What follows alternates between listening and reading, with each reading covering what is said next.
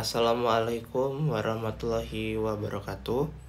Perkenalkan, nama saya Muhammad Iqbal Rafliansyah dari kelas E Praktikum Kimia Farmasi Dasar dengan nomor induk mahasiswa 256130052. Pada hari ini saya akan menggambar struktur kimia dengan aplikasi KingDraw.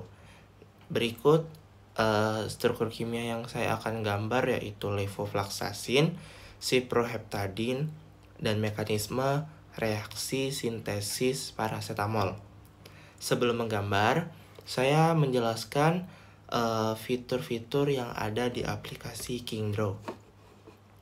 Yang pertama itu untuk save. Yang kedua ini ada buat ngeblok sebuah gambar, dan ini kayak buat chemical property-nya. Nah, di bawah ini ada sebuah struktur untuk menggambar. Yang pertama bold,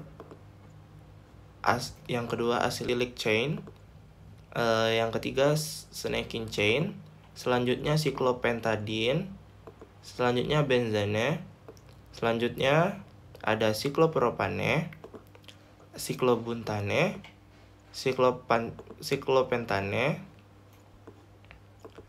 cyclohexane,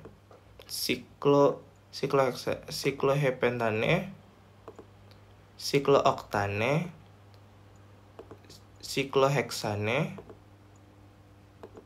cyclohexane, dan lainnya.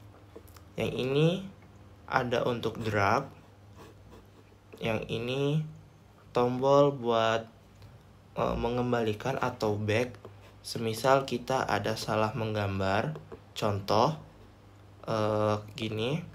Nah, ini fungsinya untuk mengembalikan atau untuk menghapus. Nah, ini buat menggeser-geser sebuah gambar.